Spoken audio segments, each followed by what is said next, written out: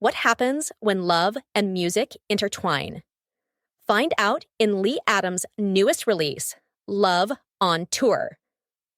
Set against the backdrop of a thrilling concert tour, this story explores passion, heartbreak, and finding your true melody. Perfect for anyone who believes in second chances and unforgettable moments. Don't miss out. Pre-order your copy at leeadamsbooks.com today and be part of the story that will rock your world. Hey everyone, it's Rich Bennett. Can you believe it? The show is turning 10 this year. I am so grateful for each and every one of you who've tuned in, shared an episode, or even joined the conversation over the years. You're the reason that this podcast has grown into what it is today. Together, we've shared laughs, tears, and moments that truly matter. So I want to thank you for being part of this journey. Let's make the next 10 years even better. Coming to you from the Freedom Federal Credit Union Studios, Harford County Living presents Conversations with Rich Bennett. Slow pitch transfer.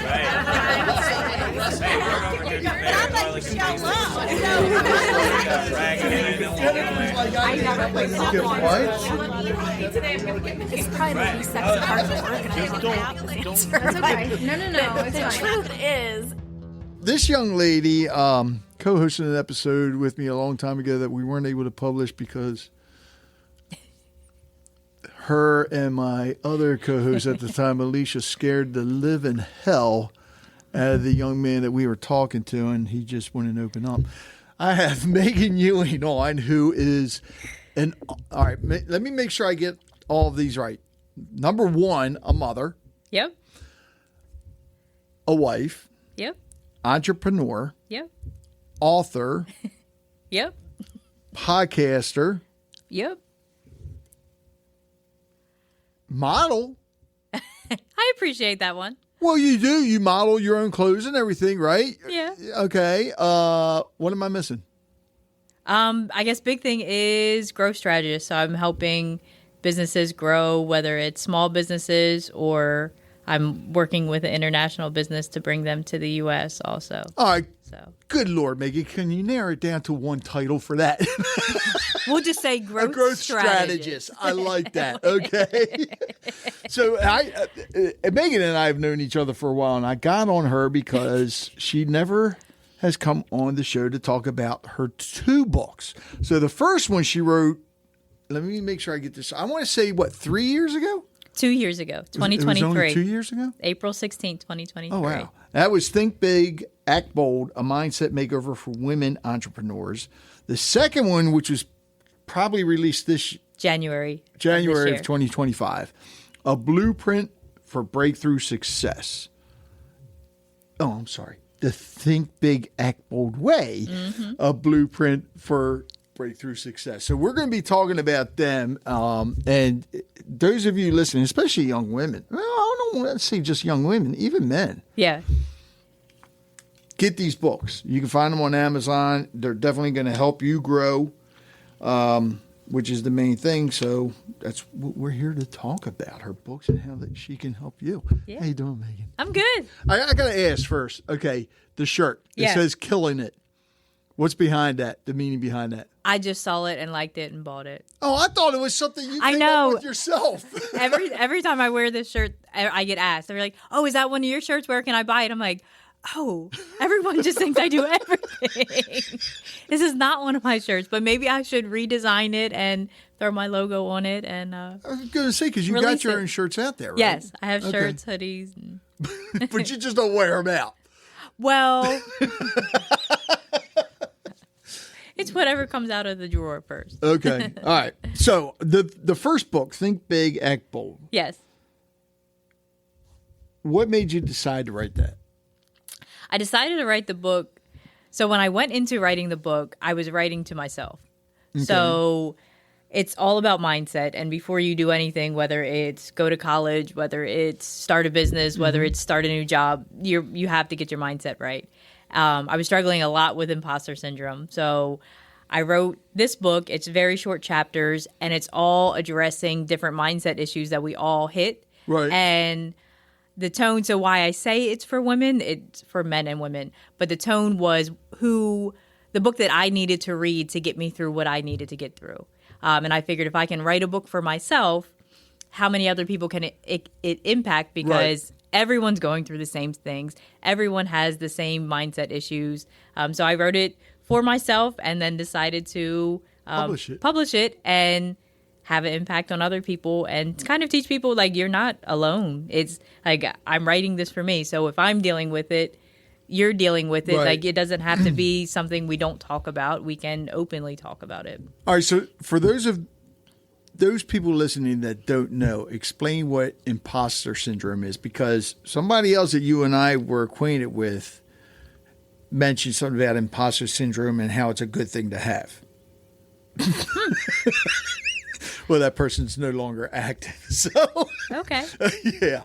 So imposter syndrome is just the belief that, for me, the belief that you're not good enough. Like, if I want to start a business, then something in the back of my brain is going to tell me, are you sure? Maybe you should just get a job. Maybe you should do this. It's going to be tough. And it's going to, like, everything in your head is going to tell you, hey, don't do it. Or I'm kind of doing it, and then the whole time in the back of my head, I'm telling myself, hey, you're a fake. You're a phony. Right. You don't know what you're talking about. You're no expert. When at the end of the day, no one's really an expert. Like, we're all learning as we go. Thank you. Thank you. That's something I always tell. And I tell people, it's like the learning never stops. Right. I mean, right now, I'm back reading a book from 1928, The Law of Success. Okay. Sometimes you have to go back in time. Well, technically it is, but those books, a lot of those books hold true today. Yeah.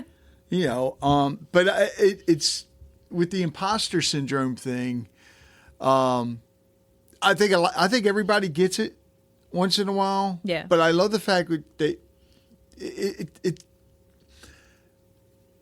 a lot of people get it because and correct me if I'm wrong, it's because they don't feel confident enough in what they're doing, but feel like they know it all. I agree with that. And I think the other thing is once it's business related, putting a price on something, on yourself, is hard, because we're taught that whatever job that you apply for, you're hoping and begging to get the job, and then they put your value, they put your title, and you don't have to figure anything out, because, like, I worked for the federal government, so I was in, like, the class system. You don't. If they say this is the level you're on, that's the level you're on. You can't negotiate and change it once you're kind of like getting in the door. So it was hard for me once I decided to grow a business of putting a price. And then it was like, well, what is the price? So I always undercharge. It's a flaw of mine. I'm working on it. I think everybody does. Yeah. And the thing is, it's hard to put a price on what you, especially when you're a solopreneur, on what you believe you're worth. Right. And then whatever product or service you're pushing, what that's worth. And I think that's where a lot of entrepreneurs mess up. They focus on the service and not themselves. Right. And granted, we're worthless. I mean, I'm not worthless. I mean, we're priceless. Good Lord. we're priceless, but you still gotta determine. And yeah, if you underbid yourself, it's not going to look good, because then you got to figure out, how do I raise those prices now and still keep the current people? Yep. It's a tricky situation. So when did you realize that you are better than what you were actually charging and start charging more for your services? So I realized I you good? Yeah, got an itch. But I realized that what I was doing was, okay, if for instance, I had coaching clients, so I was charging for that hour. Okay, what would I like to make in that hour? Great. So I was happy with that rate for that hour. Right. But I still wasn't successful, because what I forgot was I've been a full-time entrepreneur for 10 years. So I need to price those 10 years, not just the hour. And once I started to realize that I'm pricing that, I read a lot. I watch a lot of podcasts. I'm educating myself every single day. Yep. That knowledge is a lot of things that I have that people aren't getting from themselves. So I'm bringing 10 years of experience, 10 years of continual growth, and putting it into an hour. So I have to charge for more than just the hour. Otherwise, I'm going to be working a whole lot of hours for nothing. Well, the other thing is, too, you have something that we all have, and that's administrative cost. Yeah. And you got to factor that in as well. Yep. Well, you mentioned something a while ago. You said you work for the federal government, or you did? I did. What? So that you left the federal government to start your own business? I was fired from the federal government. Oh, shit. So I like to tell people I didn't there was no leap of faith. I was pushed. And it was a blessing. Or maybe took me not a when while it happened, but yeah. So it was definitely a blessing, but it was definitely a tough recovery of losing that, because I was raised with the kind of the education of, hey, we put you in a private high school, you're going to a 4-year college, you're going to get a degree, and you're going to get a good job. And in my family, federal government, that's the highest level. That's good vacation, that's good retirement, that's, benefits, it was everything. Yeah. So I did it, and I did it at a young age, and, everybody was proud. I got my federal job. I loved the job. I hated the politics. And I ended up being fired. So after I kind of recovered it, it was so bad. The experience of me being fired, I worked in the federal courthouse. I was late. So we took the commuter bus. Almost everybody in the office took the commuter bus. Well, we had to go through security just like every other person. I'm on the 4th floor office back by the window. So if you're running late and you're at security, you text someone upstairs, hey, clock me in, I'm at security. Right. And you might be 4 or 5 minutes late. And it was just the standard office practice. Yeah.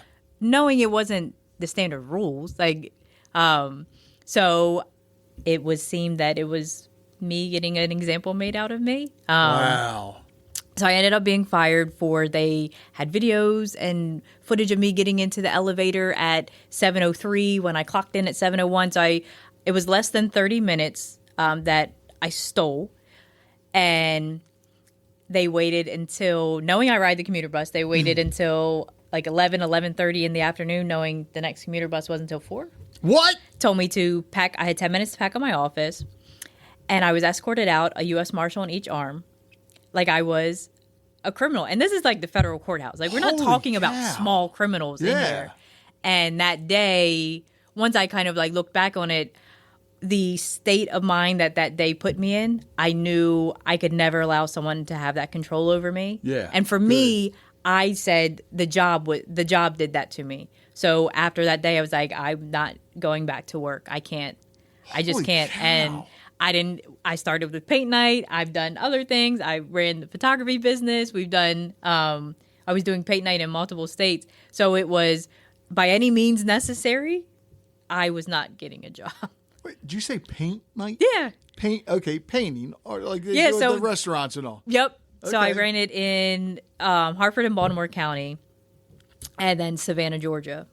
I didn't know you were an artist too. I was not. Oh, okay. I did run a few events. Okay. But yeah, I would hire artists to come in and then run the events for me. I was going to say, damn, you're surprising me with more stuff. I'm not too bad. I mean, there was some situations where I got thrown in with a call out or something, and I had to make it work. But I don't think I would say I'm an artist.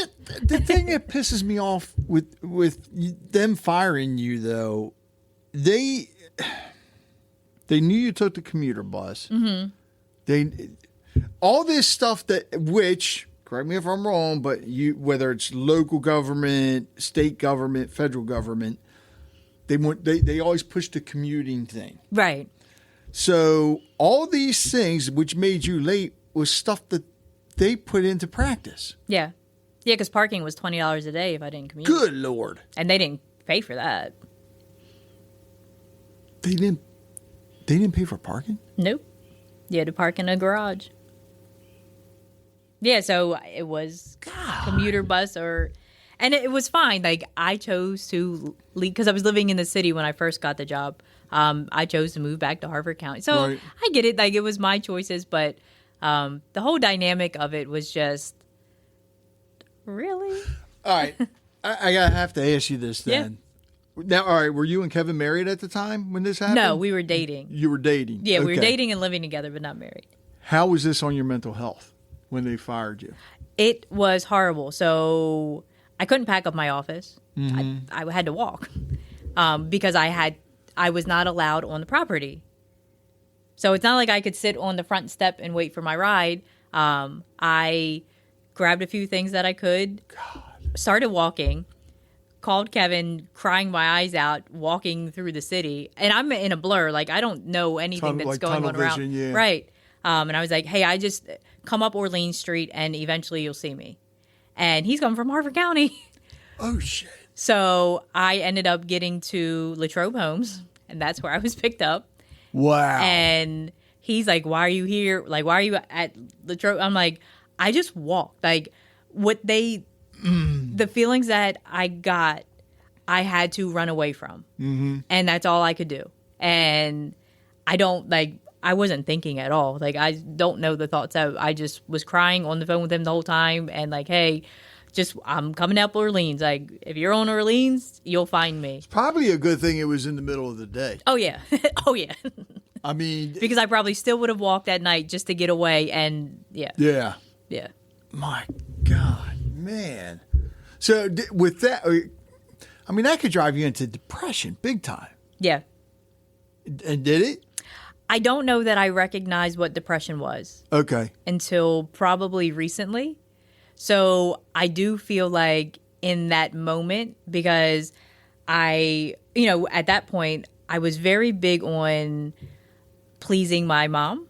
Oh. So now I knew I was her biggest disappointment because the federal government was taught, that's what I was taught. Like, you get a federal job and you're set for life and you stay committed. She worked, one job her whole life. And when I had a business coach, they were like, you also have to understand, as parents who went through the Great Depression, they were taught, once you get somewhere good, you do not leave. You stay committed. And that's what I was supposed to do. So it took me, and we actually rode the commuter bus together. It took me 2 weeks to tell her. And I was like, I was running late. I drove. I wouldn't tell her. And eventually I did. And it was like just full disappointment, which I understood because her mindset was, I had everything set, and now it was like, well, now what are you going to do? Because I was like, I can't go into a job the way I'm feeling right now. Right. I'm no benefit to anyone until I heal from this. And she didn't get it, but I was doing paint night part-time, and that exploded. Mm-hmm. So I ended up, my first year running paint night, I made 3 times my salary at the federal government. Really? And now I had expenses, so like it wasn't like I pocketed everything. Yeah. But for me to be able to do that, told me like, hey, deal with the criticisms, deal with people telling you to get a real job, deal with all of that, because you just showed what you're capable of doing if you can ignore the buzz. Damn. So that was like my winning moment of, no, you can do this. You're not an artist, and you're running a company where people teach people how to paint. Like, what are you doing? But it's working. Wow. So how long were you doing that for? I was with Paint Night until 2019. So about 3 years. Okay. And then with Paint Night, they grew so fast. So it was a Boston-based company.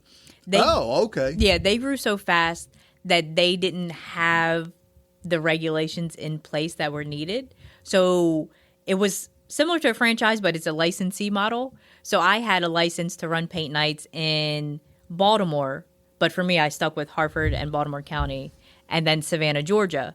But they were giving out multiple licenses for Baltimore.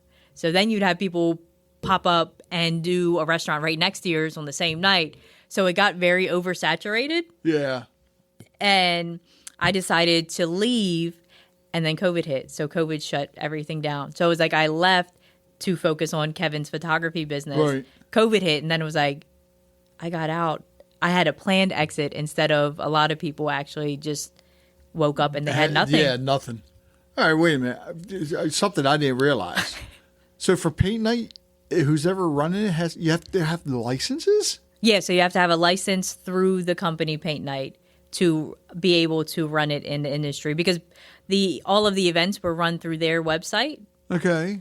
So we didn't all have our own individual websites. All of the ticket sales were run through their website, and then we were given our cut. Oh, because you were on. So if you would have done it on your own, there are no licenses. Right. Though I did it through the parent company. Okay, gotcha. But then again, if you did it on your own, hell, going to all these states and everything would have been. Right. And there was no way I would have seen the growth that I did so quickly. I never realized there was companies out there that did that. Yep. They're actually still, I mean, they're making it, I don't know how big of a comeback, but I have been seeing more events kind of going up and kind of sparking up again.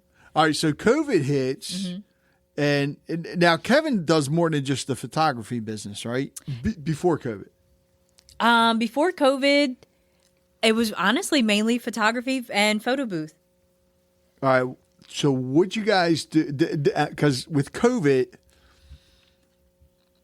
a lot of people, and I hate the term thinking outside the box, but you had to. Yep. And the ones that really thought well succeeded. So what did you guys do once COVID hit? Because, I mean, you really can't. Weddings were basically canceled. Everything was. Yeah. And for us, we're big. We always live with the motto of caring about the people before the profit. So our contracts clearly stated all of these weddings that got canceled, they weren't supposed to get any money back. They paid their deposit. It was non-refundable. Our contract was perfect. Right. We sent everyone a refund. We refunded every single wedding, which I think led to the growth. But everything was shut down. So it was, and then we're homeschooling 3 kids. So, oh God, it turned into like, we don't have any money. So first, let's cut down the bills. Contacted the gym, contacted everything else. And then it was, hey, we can sit here and cry and be upset. Or we can understand. I mean, no one knew how long COVID was going to last. Exactly. So it's like, okay, if our kids are home for a week and we have to homeschool, great. Okay, 2 weeks comes. Okay, 3 weeks comes. And it turned into looking at it as a blessing instead of realizing I was never going to have this amount of time with my kids. And the freedom of you could use COVID as an excuse to not go places.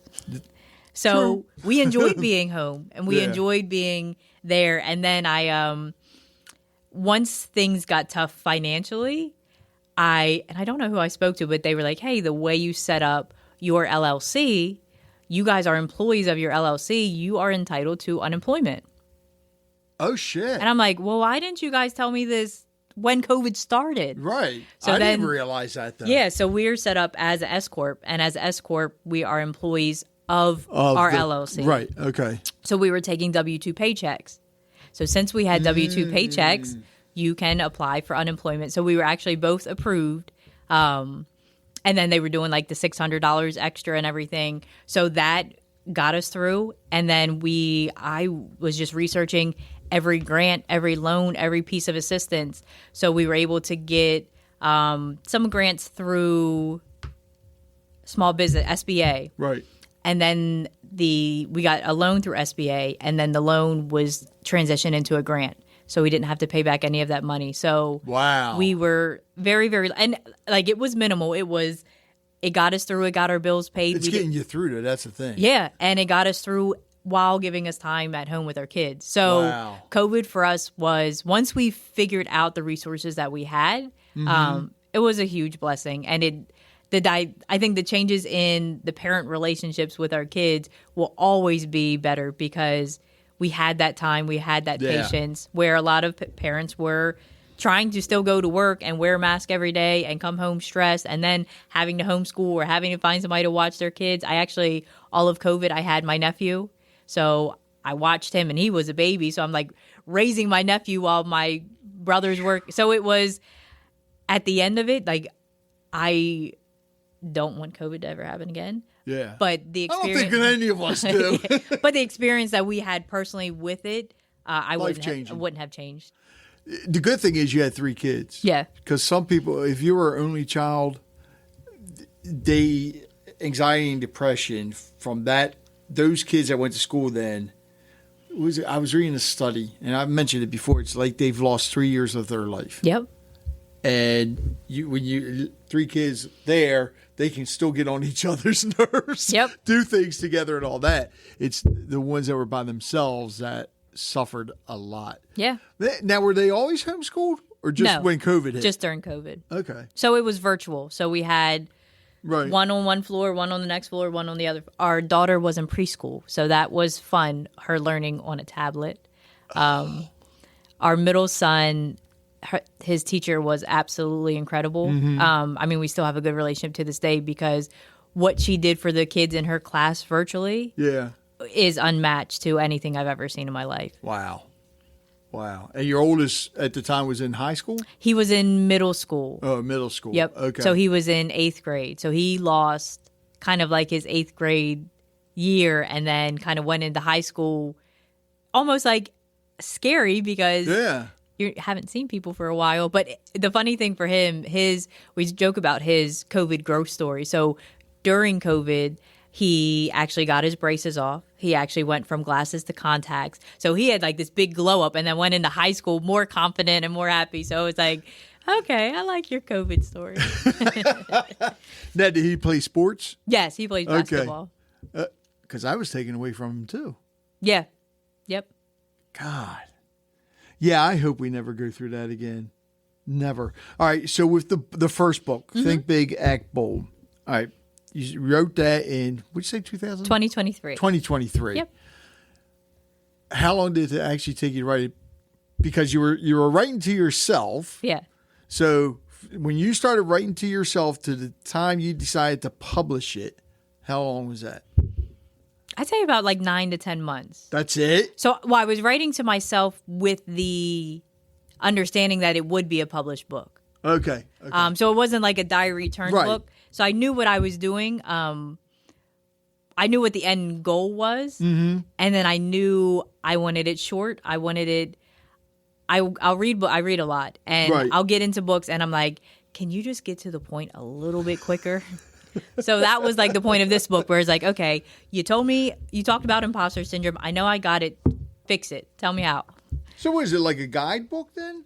Yeah. So it addresses like probably the most popular mindset issues, and then just kind of gives guidance, tips on how to deal with it when something comes up. Because at the end of the day, a lot of people will say, oh, you have imposter syndrome, ignore it. Well, you can't ignore it. You can't ignore it. You have to work through your feelings. And I think we're told a lot to ignore. I was reading a book recently and it said with children, if they're crying about something, we're telling them, hey, shut up. Hey, get over it. Hey, this, hey, that. But then they grow into adults that don't know how to deal with their feelings. Yep. So now they're adults walking around in relationships that they can't keep together, business relationships that they can't keep together because they get upset easy and are told to hide it. Do you cover stuff like that in the book? A little bit. Okay. More in like the blueprint. So for me, like you said, like we're constant learners. Yeah. So the growth I've had in 2 years is like incredible just because of all of the knowledge that I fill in, all the conversations, the books, the podcast. So I probably mention it more in here and then just kind of address the basics in the first book. All right. So with both of the books, actually, the blueprint, when did you start writing that after the first one was published? I started writing that the beginning of 2024. Okay. So this was published in 2023, April 2023. And then I was like, I move on from things too quickly.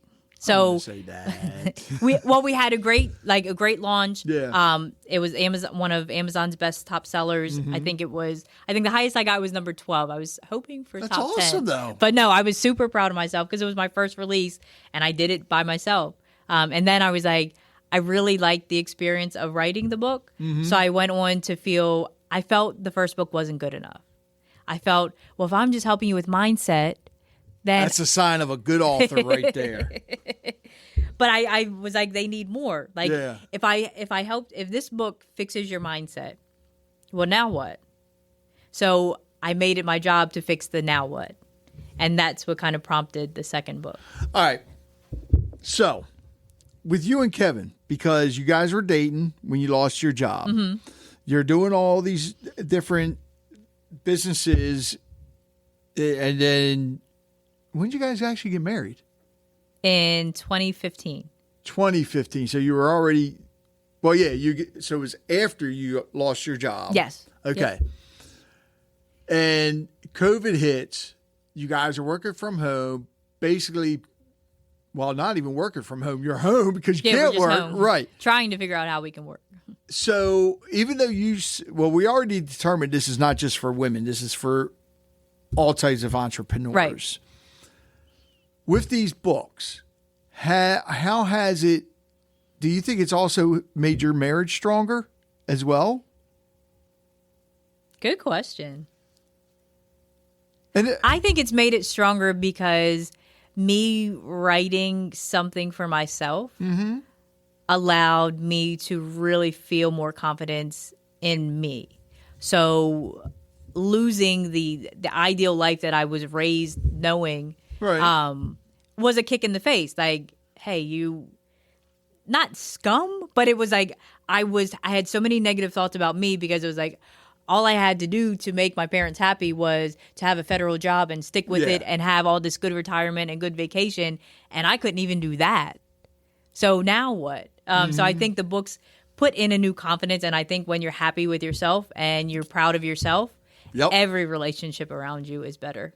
Well, and I asked that because a couple of the things you were talking about, it sounds like if a couple would read this together, it would definitely make them stronger. Yeah. It's definitely made you strong. Hell, people anybody follows you on social media can see that. I mean, you've been kicking ass, which is a good thing. The blueprint. Why did you decide to write that as a follow up for the first one? I felt I owed the people who read the first one more guidance. Okay. So the blueprint is kind of takes, we learned about mindset. We now know how to deal with imposter syndrome. We now know how to deal with certain lazy traits. We can get past that. But what are you going to do with your new mindset?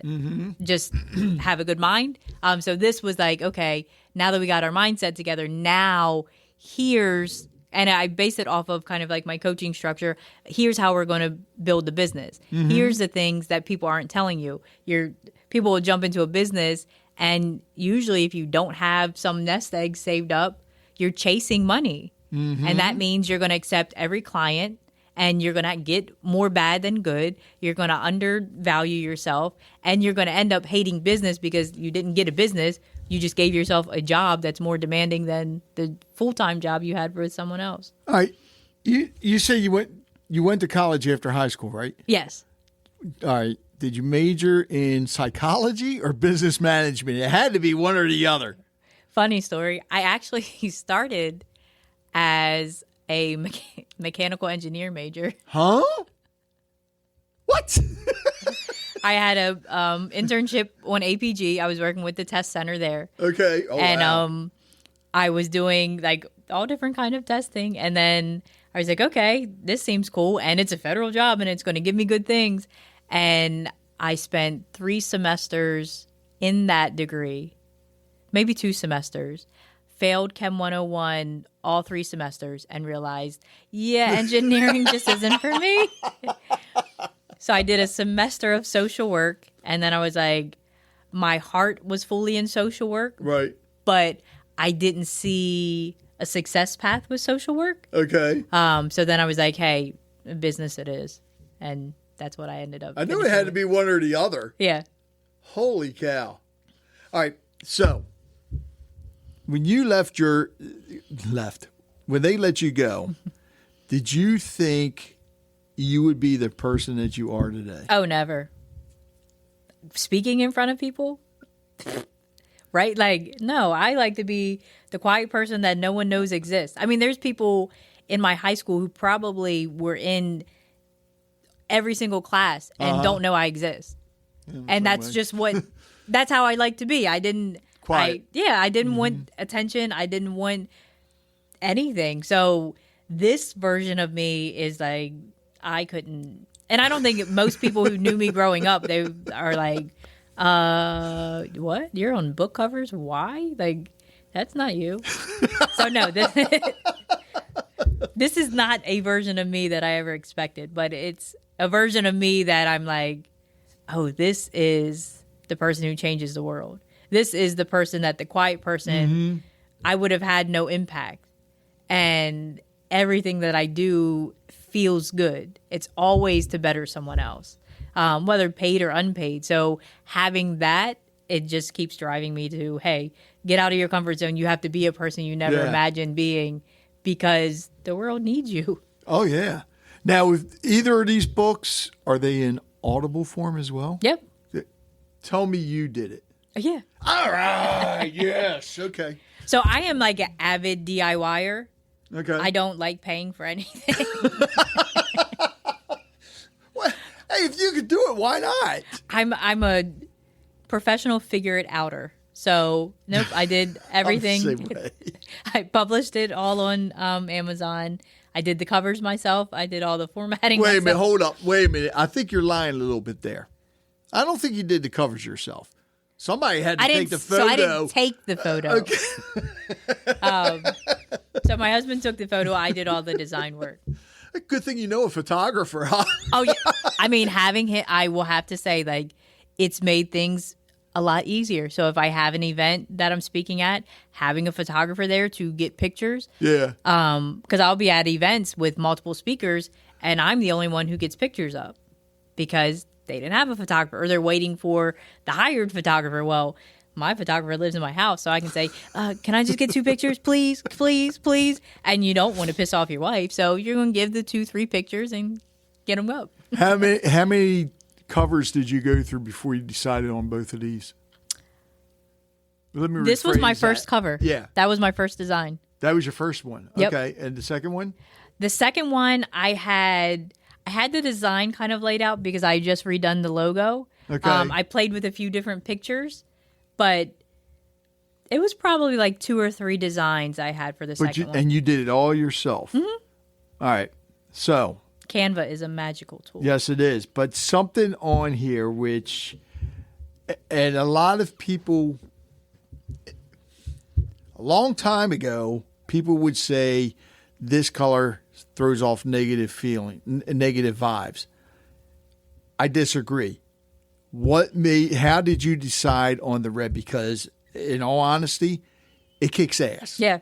It's awesome. It's putting out a, no pun, well, yeah, there is a pun intended, a bold statement. Yeah.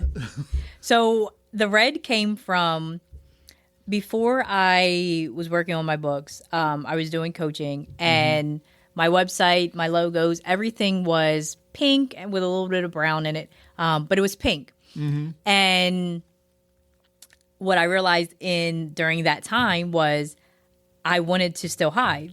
So pink is a calm. It floats in the back. No one really notices it. It was a light pink, it wasn't some neon pink.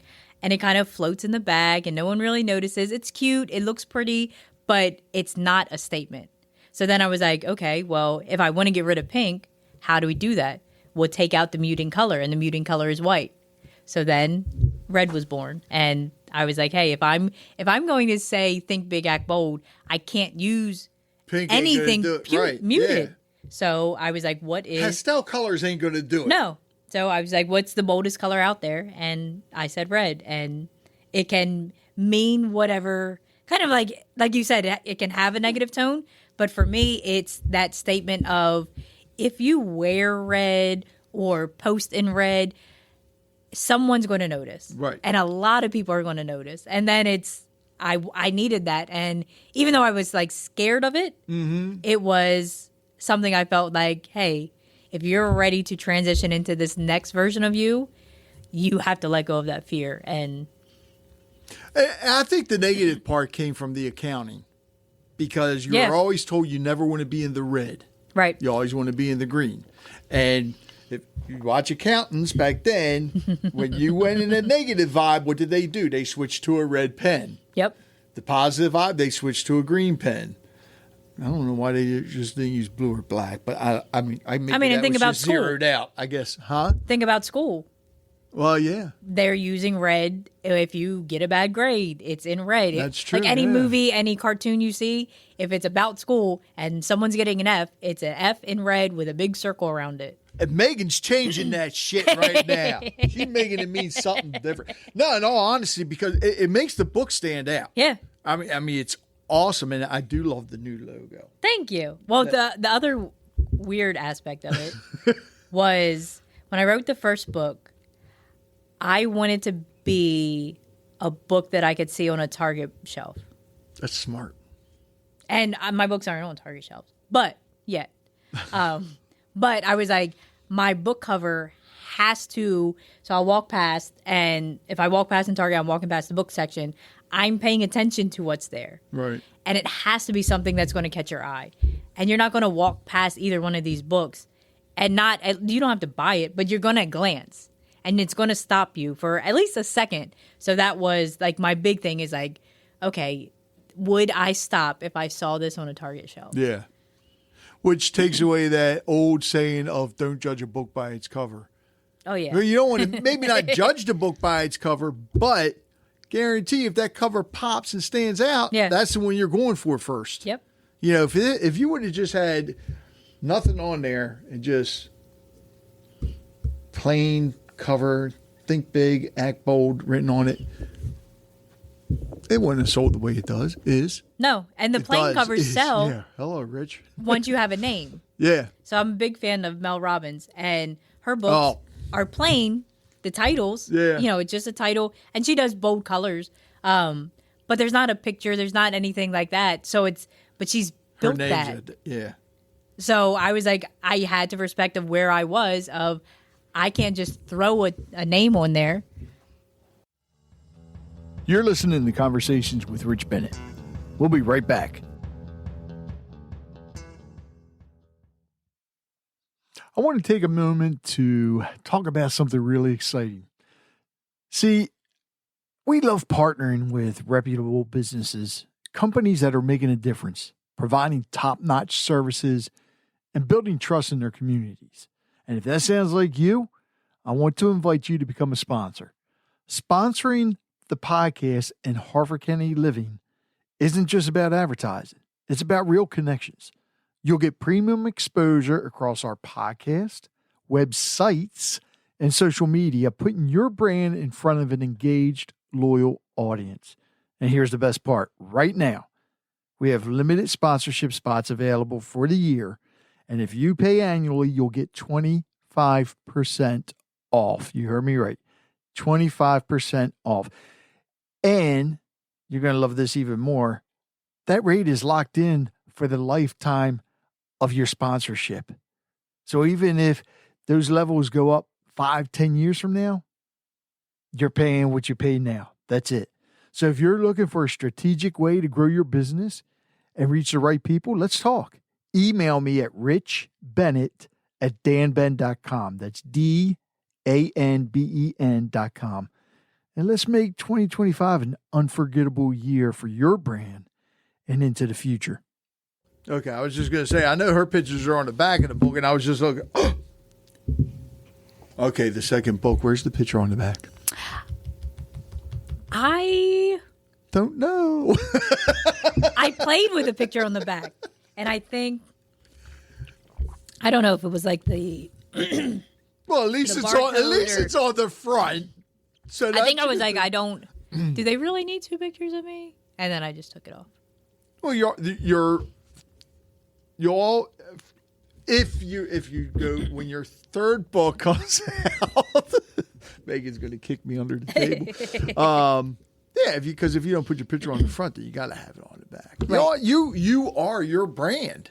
Why am I telling you this? You know that. God. All right. So you mentioned how you love to read. Yeah. Average, how many books you think you read a year? At least 25 plus. Okay. And what is it you're reading? Now, those of you listening, we're recording this. What is today's date? April 23rd? Oh, 23rd, 22nd, maybe 23rd. Okay. So what book are you reading now? I'm reading Mel Robbins' The Let Them Theory. Okay. It's a really good one. What book really helped before you started writing this? Excuse me. What book really helped you with your business mindset and everything, or books? Probably Robin Sharma, the 5 a.m. Club, and Traction. And I can't remember the author. Traction is like a big business.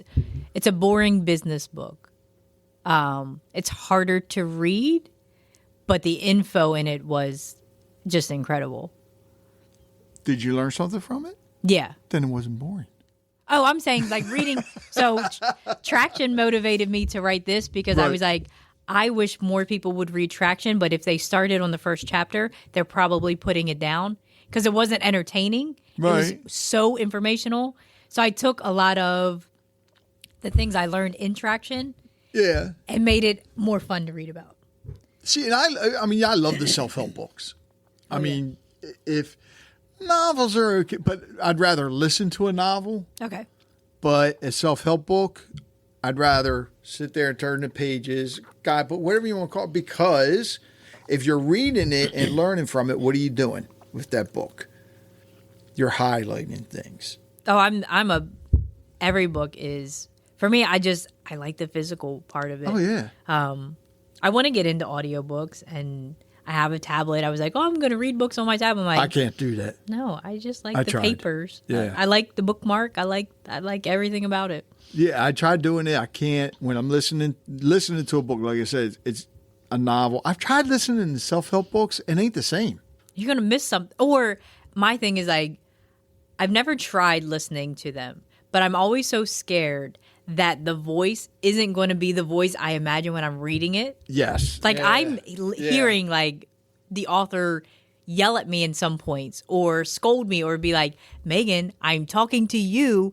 And if the voice is like, well, in this chapter, like then it's like, it takes Put away you to everything. sleep. Yeah. And I think when it comes to the self-help books, all the ones I've listened to,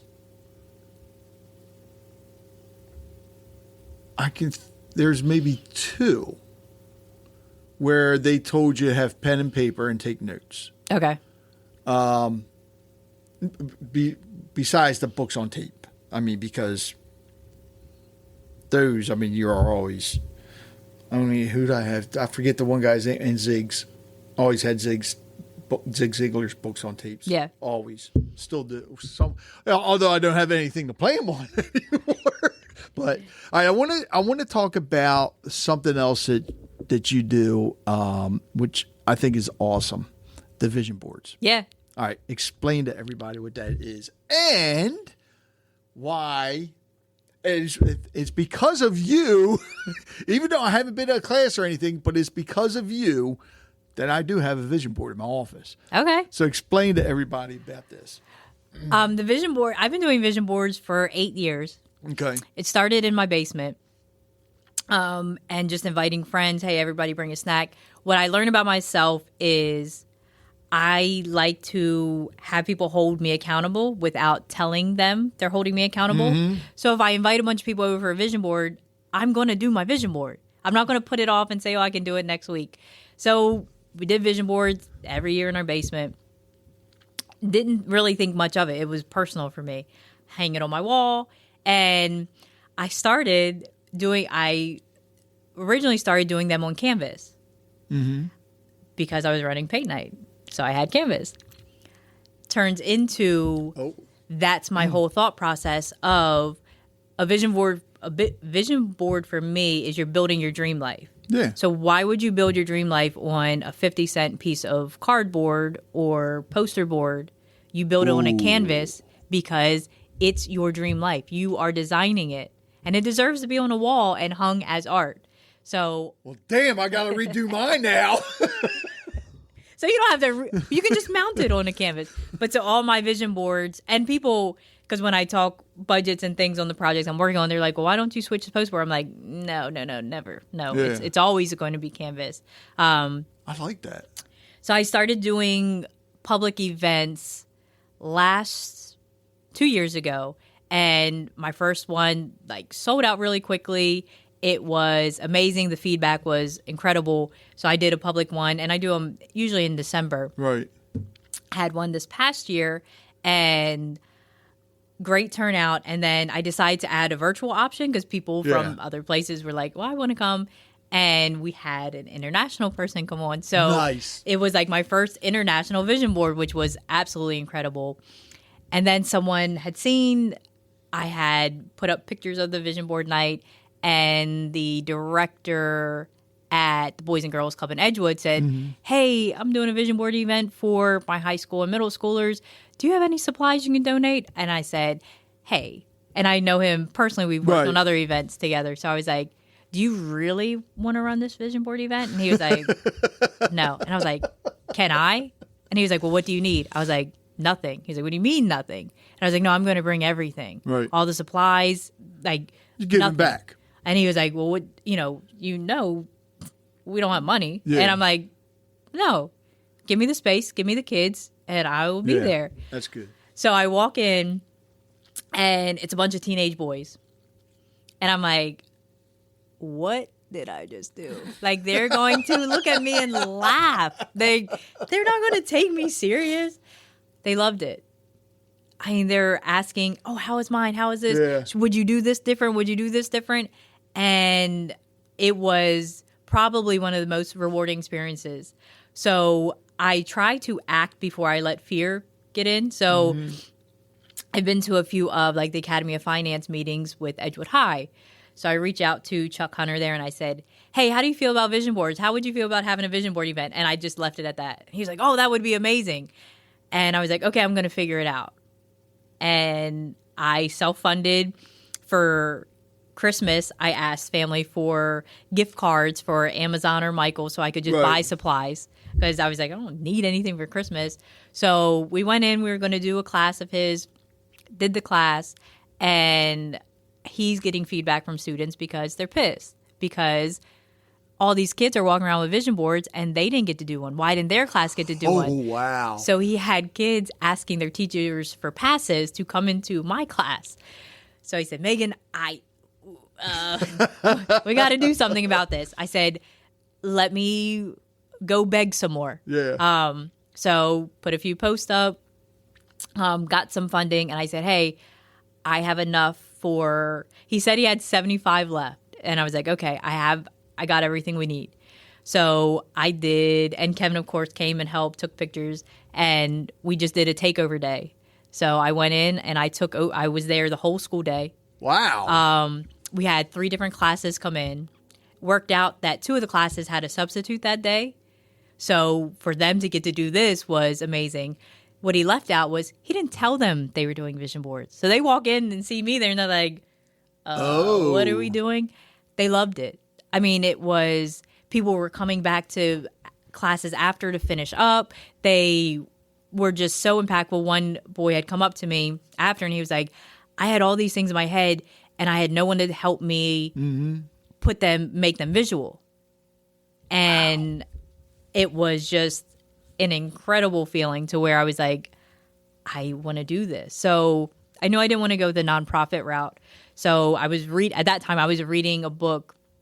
I can't remember the name now, but it was about the founder of Tom's, the shoe company, where he does a buy one, get one model. So I was like, okay, if I run public events, I can price it to a point to where each ticket will actually cover one youth in the area. And then on top of asking for sponsors. That's good. So that's what helped fund the 75. And we did that, and that went amazing. And then it was like, okay, I'm getting too many requests. So then I have 50 more kids at Edgewood this year, and I just got a sponsorship. So those are all paid for, so I'll be scheduling that date. And then this summer, I will actually be heading to Jamaica. What? And Come I will on. be teaching a vision board at a boxing camp in Jamaica. No way. Yep. I'll be there for a week. That is awesome. So I underestimated the impact that it had because I just knew what it did for me. And I don't know why I didn't think it would do that much for everyone else. And I didn't think of the impact on the youth. So everything happens for a reason. Yeah, so I'm looking forward to the growth of like the Share the Vision initiative is what I've decided to name it. I have a pending grant application with Harford County to hopefully, if I receive what I ask for, it'll fund all of 2025. Right. And that'll start me into the next school year. So the next goal would be some type of partnership with the school system for at least like the seniors in the county. Start with the seniors, and then if we go down and do juniors and all. But I think it would be a super, super important for especially seniors. I always start everything, of course, like with the vision board and the canvas. But I advise them to, hey, in middle or in elementary school, we're told we can do everything. Mm-hmm. You want to be a dolphin trainer? Yeah. You want to be a doctor? Great. A lawyer? It didn't matter what you said to your parents in elementary school. They were supporting it. Right. So somewhere in middle and high school, they told you to be realistic. Yeah. And they talked you out of your dreams. And not on purpose. Like, it's never ill-willed. So I always start the vision board events saying, hey, one, put everything away. Like, I need you here. Like, let's have fun with this and go back to you in elementary school. So I don't care if you wanted to go to Paris. I don't care if you wanted to go to Australia. That's the version of you I need right now. And once they really like get into that, it's amazing what they put on their boards and the things that they truly want that they've told themselves they're not allowed to have. Have you ever contacted the person that fired you and told them thank you? I have not. You should. I have. I should. And the funny thing, when I got fired, so my supervisor, who I had an amazing relationship with, she cried the day that they fired me because it wasn't her decision; it was above her. She would tell me things, and I was young; I didn't understand what she was saying, and we would talk. And I worked in the case management division. So basically, I was the person between the judge and the defendants. Oh, wow. In federal court, it's, at least in my division, it was a lot of criminal cases, a lot of gang cases. And it was usually males between the ages of like 17 and 22. So they're calling and calling and calling because at this point, their families stopped answering. So they called the court, asked for updates. My heart was heavily involved when you're not supposed to have a heart there. Like, you don't need to answer the calls just because they're calling. God, that had to be hard. I answered them anyway. So my supervisor would tell me, like, you're bigger than this. You're meant for something else. Like, don't. And I'm like, I got a federal job. Like, don't tell. Like, this is the top tier. Like, what do you mean I'm bigger than this? And I never understood it. And then I did end up I was trying to find her on Facebook or something. I probably should try harder because I was like, you told me the whole time I was working there that I was meant to be somewhere else. But you couldn't say more. She's my boss. Like, you can't say, hey, leave this place. But looking back, it was like, thanks for believing in me. Because at that point, I didn't have people who believed in me outside of my path. Right. Because what else was I didn't know who I could have never predicted writing a book. Yeah. I probably really wasn't even reading at that point as much. Definitely not as much as I am now. All right. So I don't know if you can answer this or not. And I'm sure that you are for many people, and you may not know it. Any idea how many people that you are their mentor? No. You know there are some. I know there are some. Be. And I know the people that I've worked with directly. Mm-hmm. But I hope I never know. Ooh. Because if I never know, then I just keep working harder. And if I can impact people through social media, I never have to know their name.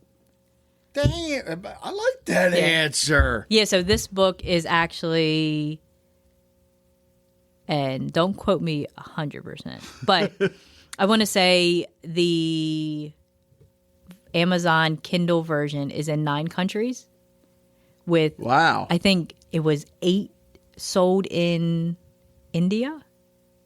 Really? So these are people I'm mentoring, and I will never know their name and never know the impact I have on their life. Yeah. So knowing that I can do that without, putting the tallies like, oh, I helped this person, this one. With the Share the Vision, it's different. I do have specific goals. current, like for this year, it's 1,000 kids. So we're at 170. Wow. So we'll hit 200 when I finish with Edgewood. And then with the summer camp, they usually have over 100 kids. So I'll be well on my way. Because vision boards, I feel like they have a season. And it's December, January. And then with what I'm doing with the high schools, it would be kind of like the May. So I'll get that extra. And then, of course, the summer camp. Mm-hmm. So with the mentor part, who are some of your biggest mentors? Biggest mentors. I worked closely. Even if they don't know that they are your mentor. Because, some mentors don't even realize. Well, like you. Yeah. Robin Sharma is amazing. Mm-hmm. His book was probably like that pivot of, I can really do some amazing things. So it's probably a lot of authors. I actually hired my first coach over the summer, Will Toms. He co-founder of Rec Philly.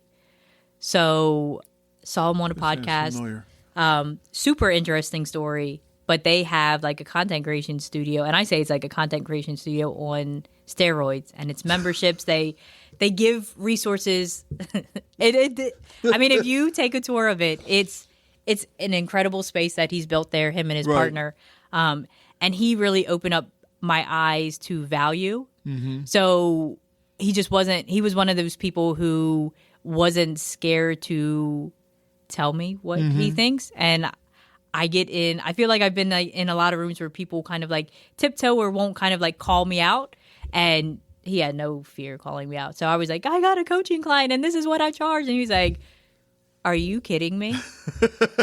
He's like, you should fire them. And I'm like, I got a coaching client. I'm not, no. It's monthly. We have a 6-month contract. Right. And no. And he's like, a 6-month contract? That's like a 1 session cost. And I'm like, you're going to make me cry. But I needed that. You needed to hear that. Yeah. So that was like last summer. And that really kind of like gave me that just more confidence in what I was doing. Because what I had paid him, he was like, you paid me this. Uh-huh. So why are you saying you're worth less than that?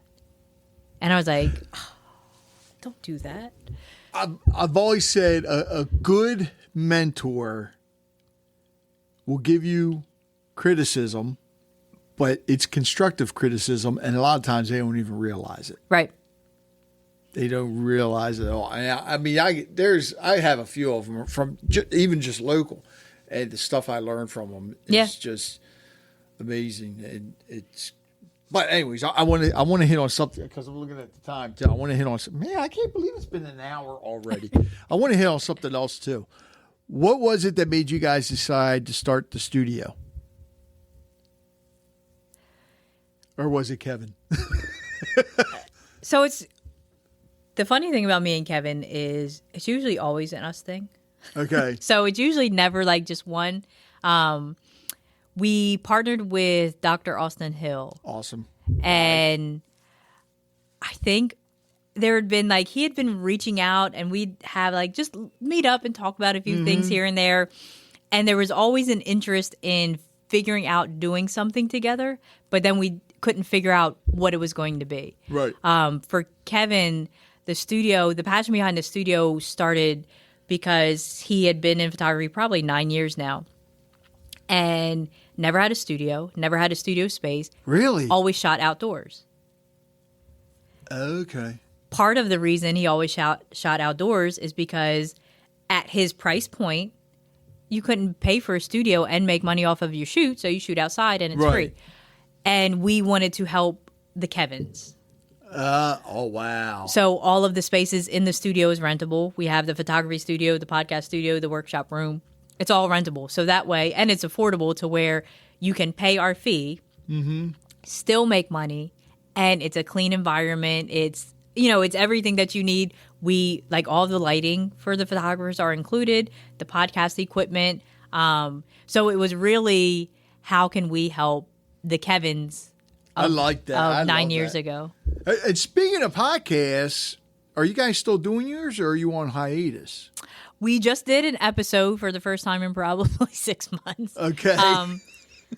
And it's just life. I hate to use the It's more of a hobby like now. Yeah. Okay. But I enjoy it so much. Oh, it's fun. Especially when it was, so I had launched my podcast when I did my women's conference, so I could interview all of the speakers and introduce them.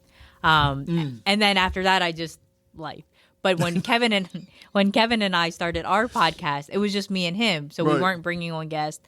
And the problem is a lot of people see me and Kevin as always together, which is usually true, but we're always together and working on something. Right. So that hour that we would record was actually like our together time. The kids are at school. We're not worried about business. We're not answering emails. We're not answering phone calls. So it like really gave like our relationship and marriage like just a closer knit. So it needs to come back. We have to create our. I don't know if you're going to have time. We do. There's time. Right now. Because first of all, RV or plane or train? Jamaica? No. Well, no. I hope to God you ain't taking an RV to Jamaica. RV to Jamaica. No, because I have a funny feeling you're going to be touring the country a lot, speaking and everything. That would be my dream. The person who hated speaking in front of rooms, I love to speak in front of rooms. I love to see the reactions on people's faces. I love to see that my words, because as much as I love writing the books and giving the books, I don't get emotional feedback. Right. And I never will. Like, it's in someone's hands. Someone could be reading the book and crying and I'll never know. But when I'm speaking in front of a room, I can get the feedback. And even if you don't want to give me the feedback, I can see you tear up, or I can see your face light up. Or the best thing is seeing someone take out their pen and write a note. And I'm like, that's all I needed. Wow. Something just hit me when you said that. Yeah, if they take out a pen and write a note, that's awesome. But what if they're on their phone typing? They could be typing a note and you not even know. That's true. I was like, and I'm like, why are you texting me? Yeah, I'd be like, get off your damn phone. What's wrong with you? I'm speaking here. I never even thought about or talking on their phone, because a lot of people speak notes. So I'll have to be more patient if I see someone on their phone. They may just be taking notes. That's what they're doing. Because you're good enough that's what they're doing. They're taking notes. They're not talking. If they be talking to somebody while you're speaking, call me up, because I'm going to whip somebody's ass. All right. Those of you listening, think big, act bold, and then a blueprint for breakthrough success. You can get them on Amazon. When you purchase them and read them, 2 things I need you to do. Number 1, leave a full review, whether it be on Amazon, Goodreads, and then purchase copies for other people that you think will benefit from this, because you don't want to give your copy away, because you're going to keep going back to it. And if you need that motivation or whatever, it's going to be right there. Before I get to my last question, tell everybody the websites and if there's anything else you'd like to add.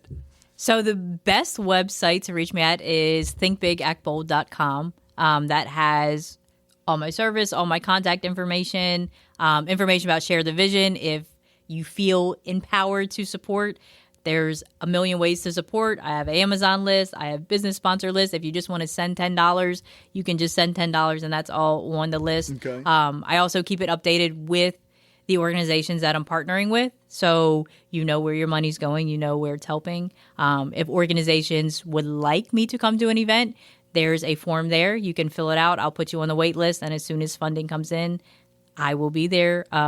There's no fees for the free events. And great for kids and I would say even business owners. Well, anybody, period. Yeah, so tomorrow I'm partnered with the Harford County Chamber of Commerce, and we're doing one more specific to business owners. Yeah.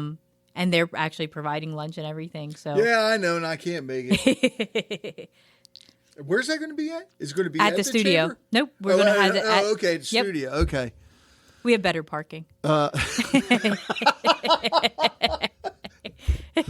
She's not lying, Angela. They do. Anything else you'd like to add? I do. So I brought a copy of each for you. Oh, thank you. I brought a copy of each if you would like to do a giveaway for your listeners.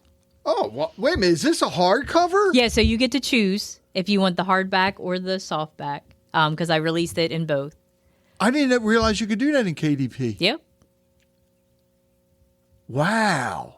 I am learning. Wait, you have to sign them. Yep, I brought a Sharpie. Okay, good. Good. All right, so what is the next big thing for Megan Ewing? The next big thing for Megan Ewing is... That you haven't mentioned. that I haven't mentioned. Yeah, because we know Jamaica's big. Outside of what I'm doing, I am working with a client to actually bring a free camp here. It's an international client that has never done a camp in the U.S., only in Jamaica and Canada. And it looks like for 2026, I will be bringing that. I won't say names because we'll wait till it gets released. What kind of camp? A boxing camp. Oh, shit, there isn't anything like that. The only boxing I can think of is it's a nonprofit for people with Parkinson's. Yep. And so boxing is great for kids. A week-long summer camp. Wow. I had mentioned the issues to this organization that Harford County in general had been dealing with. Between Joppa, Edgewood, it was just a rough year for the schools. And once he saw my passion, he offered to do a free camp. And he doesn't do free camps. So wow, we're working out all the details, but that's exciting for me because kids pull my heartstrings. So to be able to do that and at the caliber of what this man does, I couldn't imagine. Yeah. So we were hoping for this year. Logistics got in the way, and that is awesome. We are planning for next year. Wow, man. So I have a funny feeling you're going to be busy as hell with the vision boards and the speaking. Yeah. Not just at the schools, because I'm thinking of you're doing it at the chamber, but everything. First of all, since I've met you, you weren't doing this. No. I'm proud of you, everything that you've been doing. You've been kicking ass. Thank you. I mean, that is awesome. That is very awesome. And you're helping people. Yeah. Which is what I love even more. And I have a funny feeling you are going to be heard throughout the world on other podcasts, because I know of some other ones that you would be fantastic on. Thank you. It ain't gonna. It's just starting. Yeah. And it just took me to kind of believe in it. So I have to get out from behind the closed doors, and it's hard to brag on yourself sometimes. But it's not a bad thing to brag on yourself when you're impacting others for better. I was going to say, is it bragging or is it teaching? That's a very good way to point it. And you're teaching a lot of people. So it ain't bragging. Megan, thanks a lot. Thank you. All right, you just heard it from Megan. I have both of her books here autographed. That's right, both of them signed by Megan herself. And they're headed to someone that is listening. So here's how to enter. I want to hear from you. Just head over to conversationswithrichbennett.com/voicemail and leave me a quick voice message. Tell me what you loved most about this episode. Or if you'd rather email, you can send your message to rbennett@harfordcountyliving.com. That's it. No hoops to jump through. Just let me know what stood out to you. Maybe something Megan said that hit home, something that made you think, or just what inspired you the most.